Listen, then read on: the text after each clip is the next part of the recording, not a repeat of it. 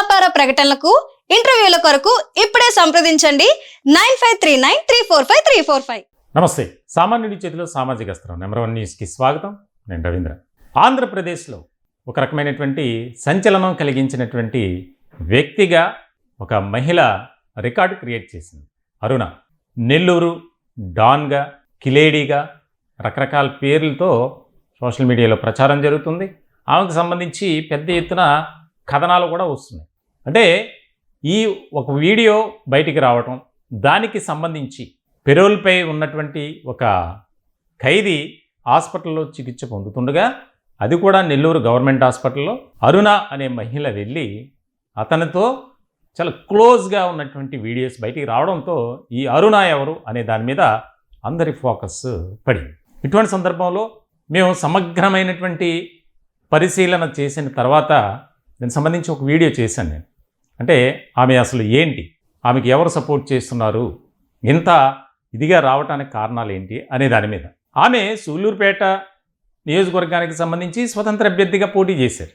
అంటే ఒక సాధారణమైనటువంటి ఫ్యామిలీ నుంచి వచ్చినటువంటి అరుణ, ఆమెకు 2019 నుంచి 2024 వరకు ఒక రకమైనటువంటి ప్రయారిటీ. అసలు ఎక్కడ సెటిల్మెంట్ ఉన్నా ఆమె బ్యాచ్ అక్కడ వాలిపోవటం, ఐపీఎస్ అధికారులకు డైరెక్ట్గా కాల్ చేయడం, స్పీకర్ ఆన్ చేయడం, మాట్లాడటం, వారిని బెదిరించడం. అంటే ఎవరైతే అరుణ పక్కన ఉంటారో వారిని. అంటే నా పరిస్థితి ఇది, నా లెవెల్ ఇది. అయితే 5 ఏళ్ల పాటు గుట్టుచప్పుడు కాకుండా ఆమె కార్యకలాపాలు అన్నీ కూడా సాగాయి. ఈ పెరోల్పై శ్రీకాంత్ బయటికి రావడంలో కూడా ఈమె కీలక పాత్ర పోషించింది. 2 ఉన్నతాధికారులు శ్రీకాంత్కు పెరోల్ ఇవ్వటం వల్ల చాలా తీవ్రమైనటువంటి పరిణామాలు ఉంటాయని చెప్పి ప్రభుత్వానికి నివేదిక ఇచ్చినప్పటికీ ఈమె ఒక రకమైనటువంటి వ్యవహారం చేసింది. అంటే వైఎస్ఆర్సీపీలోనే కాదు, కూటమి అధికారంలో ఉన్నటువంటి ఇప్పుడు కూడా ఆమె ఆటలు సాగుతున్నాయి అనే దాని మీద, దానికి సంబంధించి రకరకాల కామెంట్స్ వస్తున్నాయి. దీనికి ముఖ్యంగా ఆమె కూడా కొన్ని మీడియా ఛానల్స్లోనూ ఇతర ప్రతినిధులతో మాట్లాడుతున్నారు. ఏమని, నాకు ఎలాంటి సంబంధం లేదు, నేను అతన్ని వివాహం చేసుకోవాలనుకోవటం తప్ప, నేను అక్కడికి వెళ్ళాను, నేను ఎలాంటి సెటిల్మెంట్లు చేయలేదు, ఎటువంటివి కూడా నేను అవినీతికి పాల్పడలేదని. కానీ ఆమె వ్యక్తిగత జీవితం గురించి, ఆమె గడిపిన విలాసవంతమైనటువంటి జీవితం గురించి మేము ఆరా తీస్తే ఆమె అంతకు మించి అన్నట్లుగానే చాలా విషయాలు బయటకు వచ్చాయి.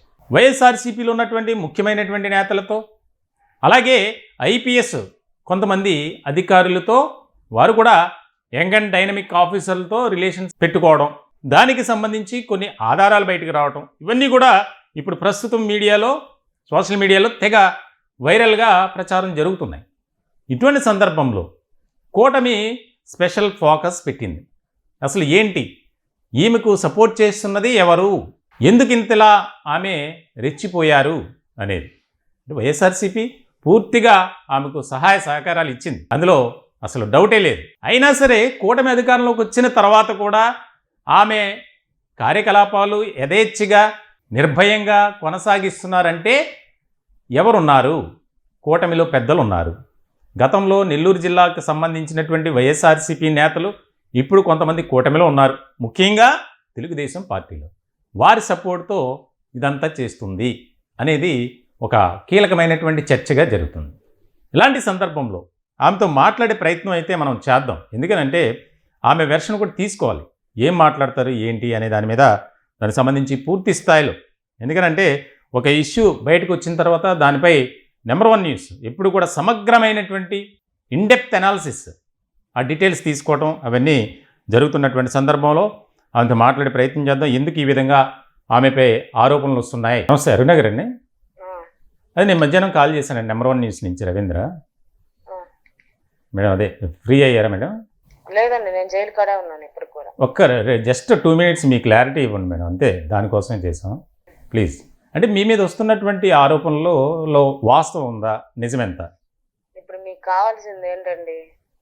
కాదండి, ఇప్పుడు నేను ఇక్కడ ఇబ్బందుల్లో ఉన్నా, నాకు ములాఖాత్ ఇవ్వలేదని కూర్చో ఉన్నాను జైలు దగ్గర. నేను మీకు ఎంతసేపటికి నా మీదకి వచ్చిన ఆరోపణలు కావాలి అంతేనా? నా మీద వచ్చిన ఆరోపణలు వాస్తవం కాదు. అది చెప్పండి. నేను అనేది ఏంటంటే, ఇప్పుడు ఒక వీడియో బయటకు వచ్చిన తర్వాతే ఛానల్స్ వాళ్ళందరూ కలిసి నాకు ములాఖాత్ ఇప్పిస్తారా చెప్పండి, నేను మీకు ఆన్సర్ చేస్తాను. ములాఖత్ గురించి కాదు మేడం, మీ మీద వస్తున్నటువంటి ఆరోపణలు ఎంతవరకు వాస్తవం అనేది తెలుసుకోవటం అనేది నాకు వాస్తవం లేదు. వాళ్ళు మెహర్బానీ కోసమో వాళ్ళ వ్యూస్ కోసం వాళ్ళు ఇష్ట ప్రకారం రాసుకుంటున్నారు. అంటే ఇప్పుడు హాస్పిటల్కి వెళ్ళింది మీరు కదా ఆ వీడియోలో ఉన్నది? హాస్పిటల్కి వెళ్ళింది నేనే, అఫీషియల్ గానే వెళ్ళాను. ఓకే, ఆ వీడియో ఎలా వచ్చిందండి బయటికి? తెలీదండి. అంటే మీతో పాటు ఇంకా ఎవరో ఇద్దరు వాయిస్ వినిపిస్తున్నాయి కదా? అది జరిగిపోయి కూడా లాస్ట్ ఇయర్ డిసెంబర్ లో జరిగింది. అది నాకు అసలు ఏం గుర్తులేదు. ఎవరు తీశారు, గొంతు ఎవరో వస్తుంటారు పోతుంటారు. ఫైనల్గా చెప్పేది మీరు ఏమైనా ఉందా? అంటే ఈ రకమైనటువంటి ప్రచారం జరుగుతుంది, కొన్ని విషయాలు బయటకు వచ్చినాయి కాబట్టి మీరేమైనా చెప్పదలుచుకున్నారా? Entire social media, TV channels, paper వాళ్ళు అందరు కలిసి ఆగిపోయినటువంటి నా పెళ్లి ఎలా అవుతుందో అలా చేయండి, నా జీవితం నిలబెట్టండి. శ్రీకాంత్ నాకు కనీసం చూపించేదానికి కూడా, ఇప్పుడు నాకు ములాఖత్ ఇచ్చేదానికి కూడా నెల్లూరు జైలు వాళ్ళు అంగీకరించలేదు. అంటే నాకుండే పలుకుబడి ఏ విధమైందో ఇంక మీరే చూసుకోవాలి. ఈ రోజు నేను జైల్లో బయట చెట్ల కింద ఈ బెంచీల మీద అనాథలాగా కూర్చోనున్నా. నాకే గనక అంత పలుకుబడి ఉంటే, నాకే గనక అందరు ఆఫీసర్లు తెలిసి ఉంటే, నేను పిచ్చిదానిలాగా ఉదయం 11:30కో 11కో వచ్చి ఈ పూట దాకా కూడా నాకు ములాఖత్ ఇవ్వమని జైలులను అడుక్కుంటూ ఇట్లా రోడ్ల మీద నేను కూర్చోను కదా.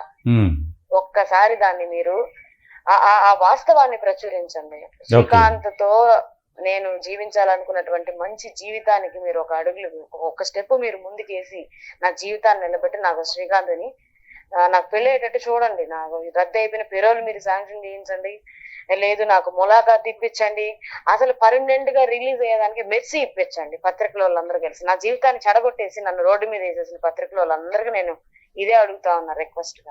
అంటే ఆయన మీరు కొన్ని ఛానల్స్ లో మాట్లాడింది కూడా మేము పరిశీలించాం. ఆయనకి చాలా కేసులు ఉన్నాయి, చాలా వ్యాధులు ఉన్నాయి అని మీరే చెప్పినటువంటి సందర్భంలో శ్రీకాంత్ గారిని వివాహం చేసుకోవాలని ఇంకా ఇప్పుడు కూడా మీరు పట్టుబడుతున్నారు. దానికి ప్రధానమైనటువంటి కారణం ఏమైనా ఉందంటారా? అది నా ప్రేమకు ఉండే బలం అండి. ఒకసారి నేను ప్రేమించానని మనసులో బ్లైండ్ గా నేను ఫిక్స్ అయిపోయానండి. నేను ఆ జీవితం ఆయనతోనే.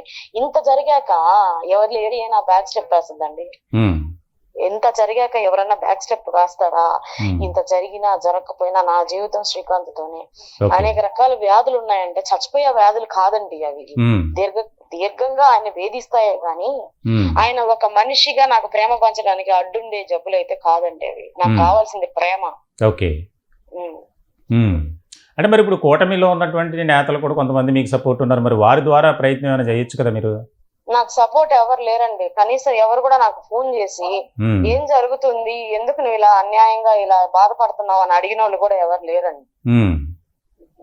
నేను దిగినటువంటి ఆ ఫోటోలు ఏదైతే, నాకు ఫోటోలు పిచ్చి ఏదైతే ఉంటుందో ఆ పిచ్చే నాకు పరాకాష్ఠకి దారింది. నేను తీసుకున్న ఫోటోలు ఫేస్బుక్ లో పెడతాను.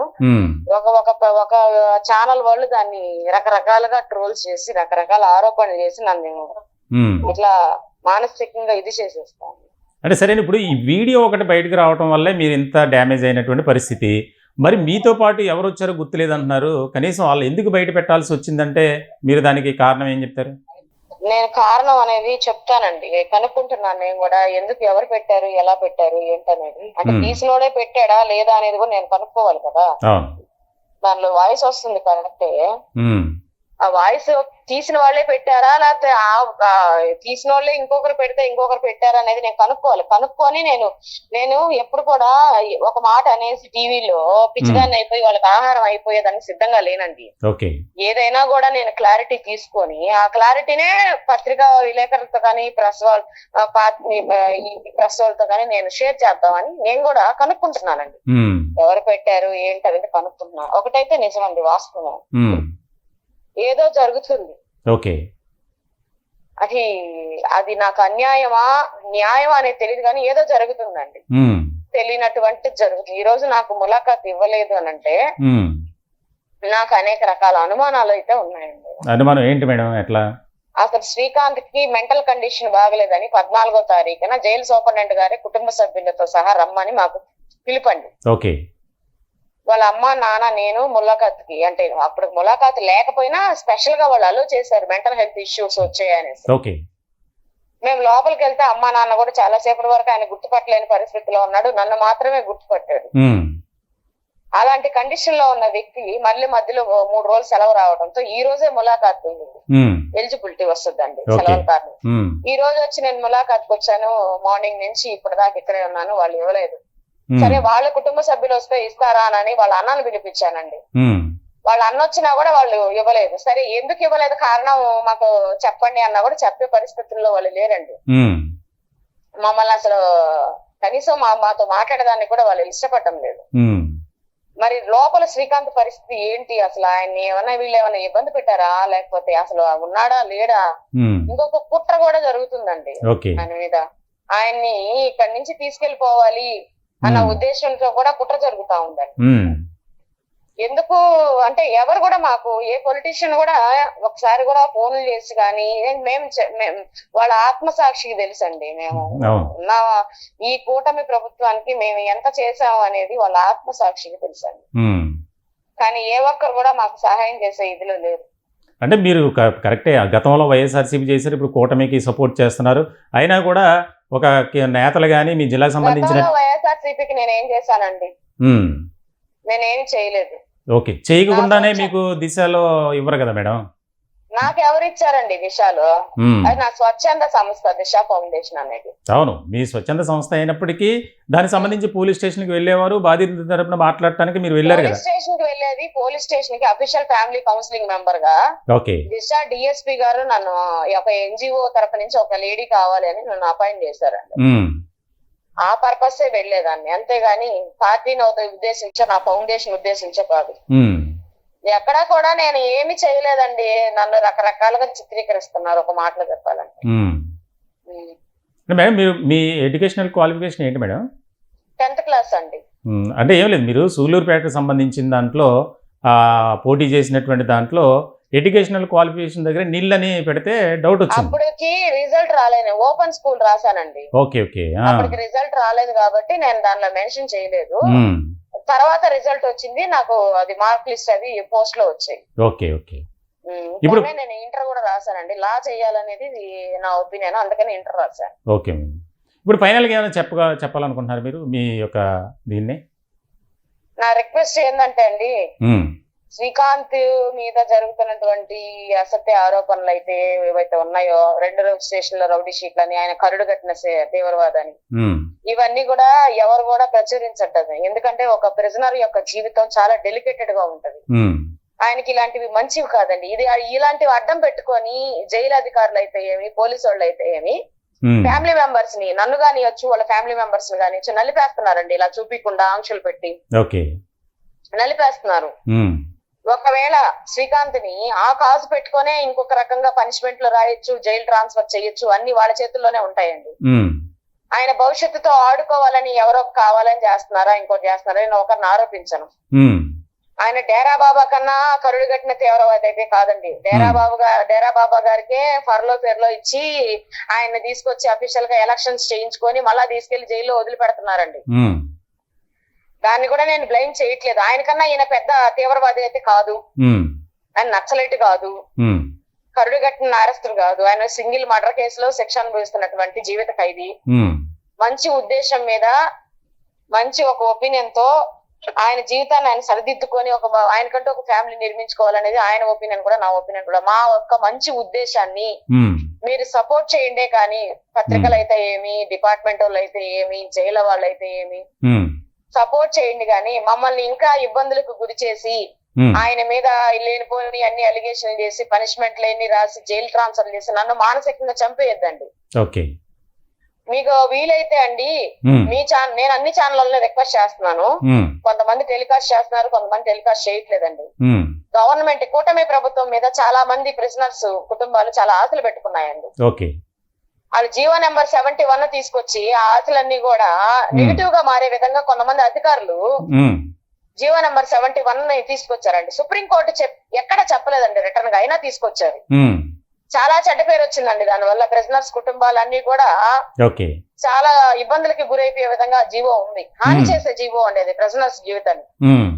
సత్ప్రవర్తన అనేది 7+3 కి రాకపోతే 14+6 కు వస్తాయనేది ఆ యొక్క అమాయకత్వానికి ఏ అధికారి ఆ రిపోర్ట్ అది చేశారో నాకు తెలియదు అండి. గవర్నమెంట్ కి చాలా చెడ్డ పేరు వస్తుంది అంటే అది. ఓకే. ఆ జీవో నంబర్ 58 నే వాళ్ళు కానీ ఇంప్లిమెంటేషన్ చేస్తే అండి చాలా మంది ప్రిజనర్స్ కి మేలు జరుగుతుంది. నాలాంటి వాళ్ళు ఇబ్బంది పడకుండా, ఇలా రోడ్ల మీద పడకుండా గుట్టుగా రాజకీయాలన్నీ వదిలేసి ఒక ఫ్యామిలీలో ఒక హౌస్ వైఫ్ లాగా నా జీవనాన్ని నేను సాగించిన దానికి నాకు చాలా తోడ్పడుతుందండి. ఏ ఛానల్ అయినా సరే దాని మీద పోరాటం చేయండి. దాని మీద పోరాటం చేసి ఒక యుద్ధం లాగా చేసి మీరు ఇచ్చేయండి. 500 మంది ప్రిజనర్స్, ఇంత గతంలో 300 మంది దాకా ఉంటారండి, ఇప్పుడు 500 మంది దాకా కూడా ఉంటారు. వాళ్ళందరి కుటుంబాల్లో ఏ ఛానల్ అయితే ఆ జీవో నంబర్ 71 రద్దు చేసి 58 తీసుకొస్తుందో నేనే స్వయంగా ఆంధ్రప్రదేశ్ అంతా తిరిగి ఆ ప్రిజనర్ ఇళ్లలో మొత్తం ఆ ఛానల్ లోగో వాళ్ళ పూజ గదుల్లో పెట్టి పూజలు చేసే విధంగా చూస్తాను. ఆ పేపర్ గాని ఆ టీవీకి గాని వాళ్ళు రుణపడే విధంగా చూస్తాను. ఒకవేళ వాళ్ళకి లోగో ఉంటే ఆ లోగోని వాళ్ళు పూజ గదిలో పెడతానండి. వాళ్ళ పేపర్ అయితే వాళ్ళ పేపర్ డైలీ వాళ్ళ ఇంటికి వచ్చేటట్టు నేనే తిరిగి ప్రచారం చేస్తానండి. మంచి చేయండి అని నేను ప్రతి ఛానల్ వాళ్ళకి రిక్వెస్ట్ చేస్తున్నాను. అది దాన్ని ఆ పుణ్యం చేసి మీరైనా ఆ పుణ్యం కట్టుకోండి అండి. ఓకే అండి, రైట్ అండి, థ్యాంక్ యూ అరుణ గారు. ఓకే. ఇదండి అరుణ మాట్లాడినట్టు తీరు. పుణ్యం కట్టుకోవాలట, ఆ ఛానల్కి సంబంధించిన లోగోని పూజ గదిలో పెడతారట. అలాగే ఒక కరుడు కట్టినటువంటి అతను ఖైదీ ఒక హత్య కేసులో, అటువంటి వ్యక్తిని నేను ప్రేమించాను, పెళ్లి చేసుకుంటా అంటే ఈమె చేసినటువంటి తప్పులు దాని గురించి ఏం మాట్లాడట్లా. ఎందుకు ఇలా చేశారంటే నేనేం చేయలేదు, అలాగే ఇలా చేస్తున్నారు, ఎందుకు ఈ విధంగా నా మీద దుష్ప్రచారం చేస్తున్నారు నాకు అర్థం కావట్లా, రాజకీయ ఉపన్యాసం చేసినట్లు మాట్లాడుతున్నారు. అంటే ఎందుకు మొదటి వీడియోలో ఆమెకు సంబంధించినటువంటి ప్రతి విషయాన్ని మేము తెలియజేయటం జరిగింది. అలాగే ఇప్పుడు మాట్లాడినటువంటి విషయంలో ఆమెకు సంబంధించి అసలు ఏంటి అనే దాని మీద మీకు తెలియజేయాలని, క్లారిటీ ఇవ్వాలని. ఇప్పుడు లోకమంతా ఒకటి చెప్తుంది, కానీ ఈమె మాత్రం ఒకటి. అక్కడ జరిగినటువంటి పరిణామాలు ఎవరు తీశారో వీడియో తెలియదు. అసలు వాస్తవానికి హాస్పిటల్లో ఐసీయూలో ఉన్నటువంటి ఖైదీ అంటే అక్కడ ఉన్నటువంటి వ్యవస్థ కూడా ఇక్కడ మనం దాని గురించి మాట్లాడుకోవాలి. అక్కడ ఉన్నటువంటి పోలీసు వ్యవస్థ కావచ్చు, హాస్పిటల్ వ్యవస్థ కావచ్చు, ఓవరాల్గా ఇప్పటిదా కాదు వీడియో అంటున్నారు. అంటే ఆమె ఎన్నిసార్లు అలాగా ఆ విధమైనటువంటి డొంక తిరుగుడు మాటలు చెప్పడం, ప్రేమించాను పెళ్లి చేసుకుంటానని చెప్పడం, ఒక పక్కన ఆమె చెప్తుంది అనేక జబ్బులు ఉన్నాయి అని. అతను ఒక హత్య కేసులో మళ్ళీ ఇంకొక ఆ పేరు నేను చెప్పను, ఒక వ్యక్తి పేరును ప్రస్తావిస్తూ అంతకన్నా డేంజర్ ఏం కాదుగా ఏమనాలి.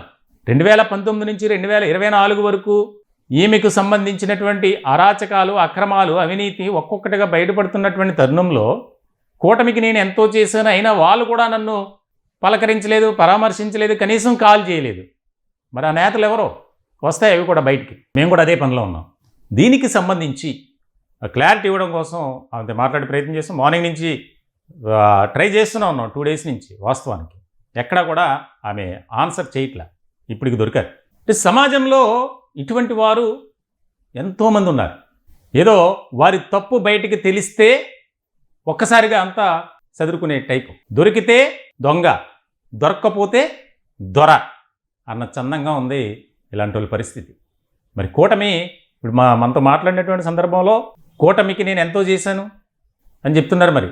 మరి ఎంత చేసిందో ఆవిడ, ఎవరికి ఏం చేశారో, ఎలాంటి రిలేషన్స్ ఇక్కడ రకరకాలుగా వినిపిస్తున్నాయి. అంటే ఒక మహిళను ఏదో టార్గెట్గా చేసుకుని మాట్లాడాలన్న ఉద్దేశం అది కాదు. వస్తున్నటువంటి వార్తలు కానీ మేము సేకరించినటువంటి ప్రతి విషయానికి సంబంధించి సూలూరుపేట నియోజకవర్గానికి సంబంధించి స్వతంత్ర అభ్యర్థిగా పోటీ చేసినటువంటి ఈమె డిపాజిట్ కూడా రాలా. అక్కడ నోటా కంటే తక్కువ వచ్చినాయి ఈవిడి గారికి ఓట్లు. అంటే రాజకీయంలో నేను కూడా ఉన్నాను అని చెప్పి భయభ్రాంతులకు గురి చేయటం, ఎన్నో సెటిల్మెంట్లు, ఎన్నో వివాదాలు, విభేదాలు, పోలీసు వ్యవస్థను గుప్పిట్లో పెట్టుకోవడం, ఉన్నతాధికారులతో మంచి రిలేషన్స్ కలిగి ఉండటం, ఇవన్నీ కూడా మొత్తానికైతే ఒక్కొక్కటిగా బయటపడుతున్నాయి. జైలు దగ్గర ఉన్నారంట శ్రీకాంత్, ఆయనతో ములాఖత్తు కోసం ఆయన ఏదో చేసేశారని అనుమానంగా ఉంది. ఇక ఆ మాట్లాడిన తీరు విన్నారుగా మీరు. మొత్తానికైతే కూటమి ప్రభుత్వం కూడా చాలా సీరియస్గా తీసుకున్నట్లు తెలుస్తుంది. దీనికి సంబంధించి ఆమెకి సపోర్ట్ చేసినటువంటి కూటమిలోని నేతలు ఎవరైతే ఉన్నారో వారి బండారం కూడా బయటపడబోతుంది త్వరలోనే. దానికి సంబంధించి కూడా మేము కూడా సేకరిస్తున్నాం. మీకు ఒకవేళ అరుణాకి సంబంధించి కానీ ఈ వ్యవహారానికి సంబంధించి ఏమన్నా వివరాలు తెలిస్తే స్క్రోలింగ్లో వస్తున్నటువంటి కింద నెంబర్, ఆ నెంబర్కి మీరు కాల్ చేయొచ్చు. మీ వివరాలు ఎక్కడా కూడా మేము బయటికి చెప్పడం జరగదు, గోప్యంగా ఉంచడం జరుగుతుంది. కాబట్టి మీరు నిర్భయంగా చెప్పొచ్చు, తెలియజేయచ్చు. కాల్ చేయండి లేదా వాట్సాప్లో పెట్టండి. ఖచ్చితంగా దానికి సంబంధించి ఇదే కాదు, ఏ అవినీతి అక్రమాలకు సంబంధించినటువంటి విషయం ఉన్నా, మిమ్మల్ని అధికారులు వేధించినా, పోలీసులు శారీరకంగా మానసికంగా హింసిస్తున్నా ఆ వివరాలు కూడా మీరు తెలియజేయచ్చు. దయచేసి మీ అభిప్రాయాన్ని కామెంట్ రూపంలో తెలియజేయండి. దయచేసి మా ఛానల్ని సబ్స్క్రైబ్ చేసుకోండి. Thank you.